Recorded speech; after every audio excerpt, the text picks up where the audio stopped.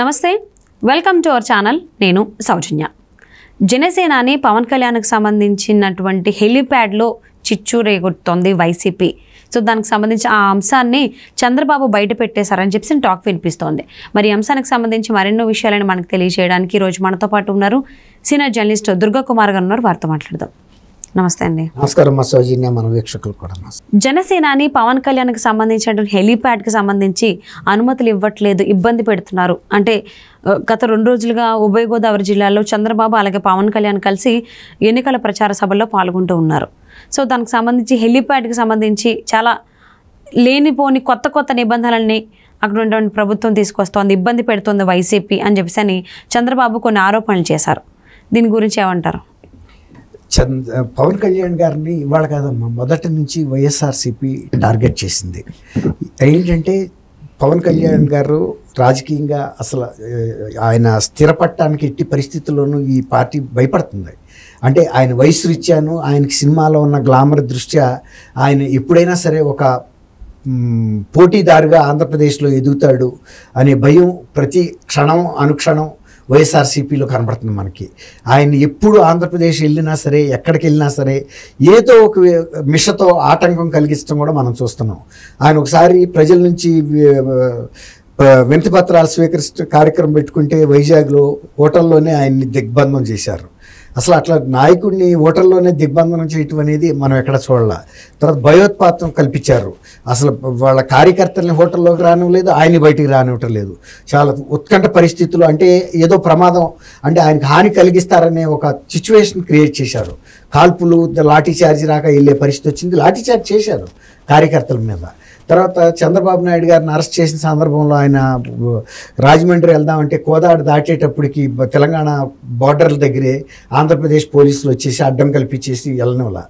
తర్వాత లేటెస్ట్గా వారాహి ఆయన ప్రచార రథానికి కూడా పర్మిషన్ ఇవ్వాల. అదే ముఖ్యమంత్రి గారు బస్సులో తిరగటానికి ఉంది. ఈ వారాహి వాహనం పెద్దదైపోయిందని సైజు, రకరకాల కారణాలు, లేకపోతే లేట్గా అప్లై చేశారని ఒకటి కాదు. ఏదైనా సరే ఆయన్ని ఎక్కువసేపు ప్రజల్లోకి వెళ్ళనివ్వకుండా ఎన్ని విధాల ఆటంకాలు కలిగించాలో అన్ని విధాలా ప్రయత్నిస్తున్నారు. అది గతంలో చంద్రబాబు నాయుడు గారి విషయంలో కూడా చేశారు. ఆయన ప్రచారం, ఆయన మీద కేసు పెట్టడం, హత్య ప్రయత్నంపై కేసు కూడా పెట్టారు. అటెంప్ట్ మర్డర్ కేసు అంగళ్ళని కర్నూలు జిల్లా దగ్గర.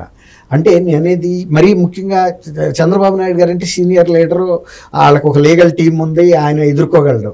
ఇప్పుడు పవన్ కళ్యాణ్ గారు అంత వయసు లేదు, ఆయనకి అంత పార్టీ నెట్వర్క్ లేదు. కాబట్టి ఈయన్ని బాగా టార్గెట్ చేస్తున్నారు ఎక్కువ. ఆయన్ని చేసినా కూడా ఆయన తిప్పు కొట్టగలడు. అది ప్రజల్లో కూడా వ్యతిరేకత వైఎస్ఆర్సీపీ మీద వస్తుంది. ఇప్పుడు లేటెస్ట్గా ఏంటంటే ఆయన ఈ ప్రచారం కోసం ఒక హెలికాప్టర్ని సమకూర్చుకున్నాడు. దాన్ని రాజమండ్రిలో కేంద్రంగా పెట్టుకుని ఈస్ట్ గోదావరి, వెస్ట్ గోదావరి ఇటు వాడుకుందామని. అయితే ఇవాళ లేటెస్ట్ సంగతి ఏంటంటే ఆ హెలికాప్టర్ బేగంపేట ఎయిర్పోర్ట్ నుంచి కో పైలట్తో బయలుదేరి రాజమండ్రి విమానాశ్రయానికి వెళ్ళింది. మళ్ళీ రాజమండ్రి నుంచి పిఠాపురం వైపు వెళ్దామని ఆయన ప్రయత్నిస్తే కో పైలట్కి తగిన విమానాశ్రయంలో ప్రవేశించడానికి కావాల్సిన తగిన పత్రాలు ఇవ్వని ఒక చిన్న టెక్నికల్ క్లాజ్ పెట్టి పర్మిషన్స్ లేవు అని ఆపేశారు ఆయన్ని. మీరు లోపలికి వెళ్ళటానికి వెళ్ళేది హెలికాప్టర్ దగ్గరికి వెళ్ళటానికి అని. ఈ హెలికాప్టర్ ఓన్లీ పైలట్ ఒక్కడే వెళ్ళాడు కదా, కో పైలట్ కూడా ఉండాలి కదా ఎట్లాంటి టెక్నికల్ ఏమైనా అవసరం వచ్చినప్పుడు. దాంతో ఈ టూర్ ప్రోగ్రామ్ అక్కడేమో కార్యకర్తలందరూ ఎదురు చూస్తున్నారు పలానా టైంకి వస్తున్నాడని.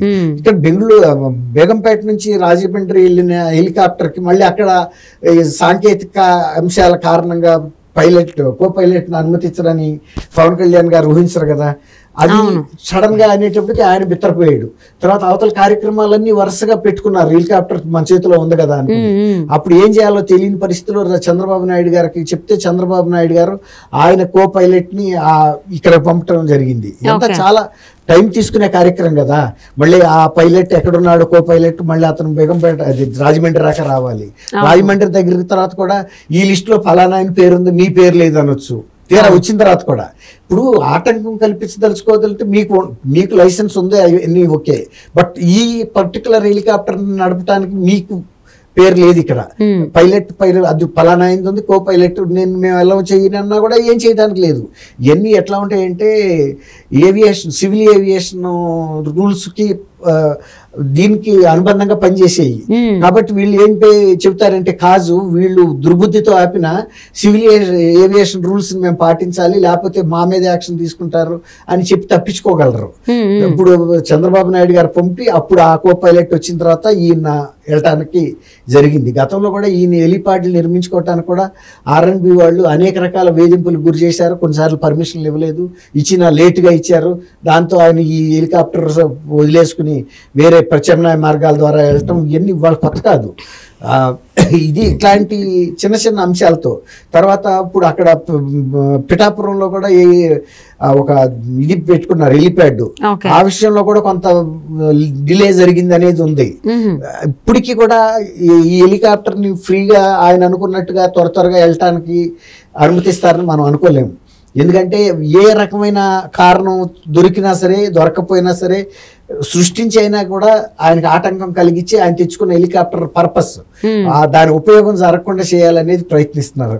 అదే ముఖ్యమంత్రి గారు వైజాగ్ లో ఒక హెలికాప్టర్ పెట్టుకున్నారు, అద్దె హెలికాప్టర్ విజయవాడలో పెట్టుకున్నారు. 2 కేంద్రాల్లో 10 కిలోమీటర్లకు కూడా ఆయన హెలికాప్టర్లు వెళ్ళగలరు.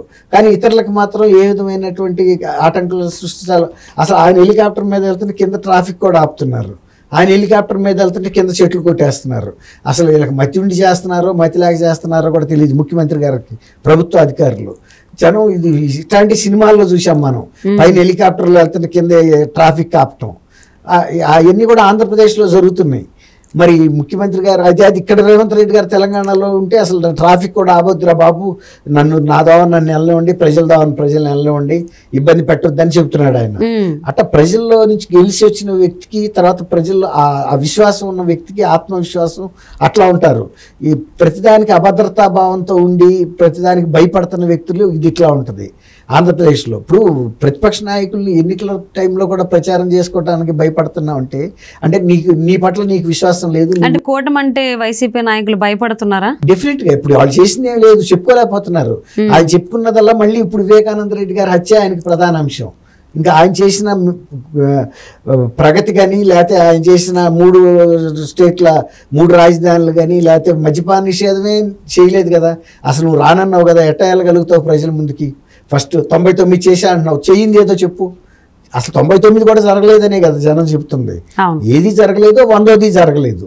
ఆయన చేసుకుందల్లా ఆయన స్వార్థ ప్రయోజనం. సొంత చెల్లి కిందసారి ఎవరైతే నిన్ను ముఖ్యమంత్రి చేయమని అడిగారో వాళ్ళే చెబుతున్నారు వాళ్ళని హంతకుడు అని చెబుతున్నారు, వద్దని చెబుతున్నారు. నువ్వు ఒక హంతకుడివి, అవినీతిపరుడివి, హంతకుడిని వెంటేసుకుని తిరుగుతున్నావు, ఓటైద్దని చెప్తూనే ఉన్నారు. సో ఈ హెలిప్యాడ్ లో ఇబ్బంది పెడుతున్నటువంటి అంశాన్ని అయితే బయటకు చెప్పొద్దు అని చెప్పి పవన్ కళ్యాణ్ అన్నారు. కానీ చంద్రబాబు బయట పెట్టేశారు. ఎందుకు దాచుకోవాలమ్మా? ఇప్పుడు పవన్ కళ్యాణ్ గారికి అంత అనుభవం లేదు. ఇలాంటి విషయాలు ప్రజల దృష్టికి వెళ్ళాలి. ఈ ప్రభుత్వం ఇలాంటి దృక్పథంతో ఉంది ప్రతిపక్షాల పట్ల అనేది. ఎందుకంటే ఆటంకాలు కల్పించి వాళ్ళని ఇబ్బంది పెట్టడం తప్ప వేరే ఏం లేదు. ప్రజల్లోకి వెళ్తే మేము గెలవనని, వెళ్ళినా వెళ్ళకపోయినా అతను గెలవడం. కూటమి అంటే వైసీపీ భయపడుతోంది, హెలిప్యాడ్ కి సంబంధించి చాలా ఇబ్బందులు ఆటంకాలు కలిగిస్తోంది అనే అంశాన్ని చంద్రబాబు గారు బయటపెట్టడం జరిగింది.